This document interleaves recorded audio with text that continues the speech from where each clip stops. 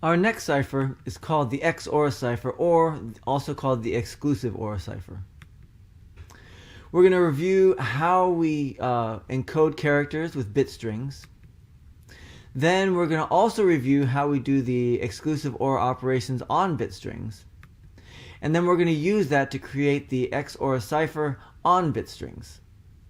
And then we'll do a sample encryption and decryption. Alright, so recall that every time we have a character, we can encode that in a message as a bit string, as we did with the ASCII. And what I mean by bit string is the sequences of zeros and ones, and we did that exactly when we were doing the ASCII encoding.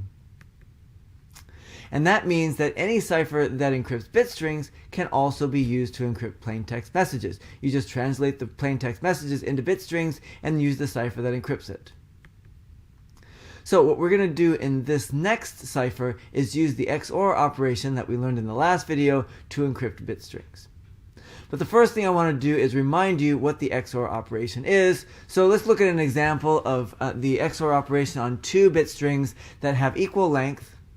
And remember what we do on those. Well, what we do is first of all we line up the digits of each of the bit strings. So here's the first bit string, here's the second bit string, and then what we do is, well, we sort of add the columns. You could think of them as adding the columns mod 2, or you could think of them as using the exclusive OR operation on them.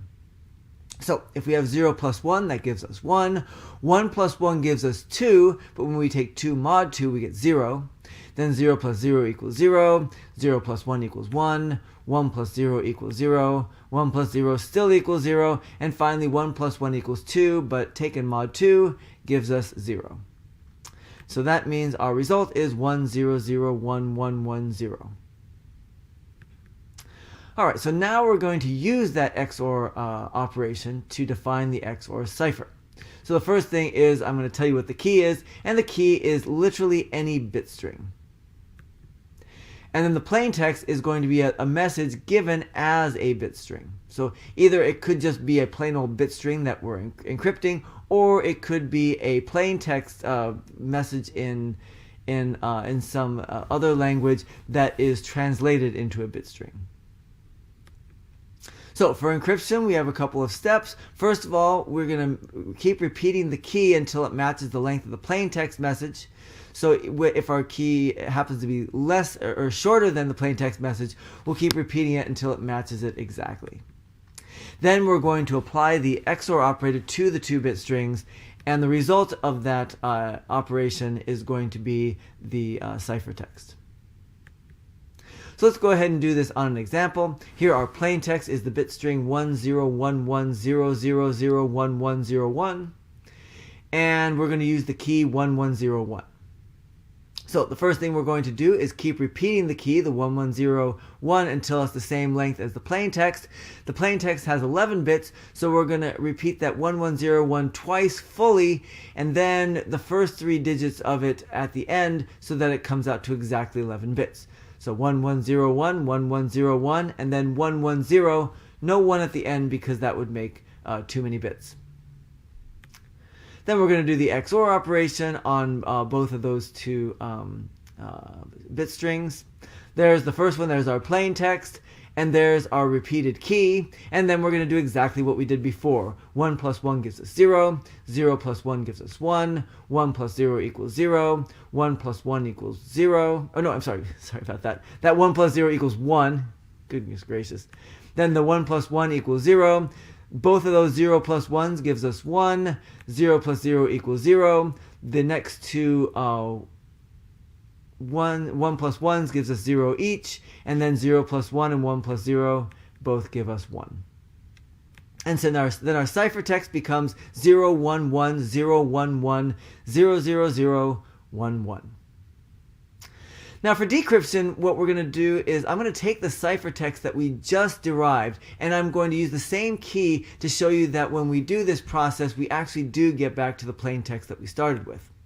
So here's our ciphertext that we just got, 01101100011, and we're going to use the same key, 1101.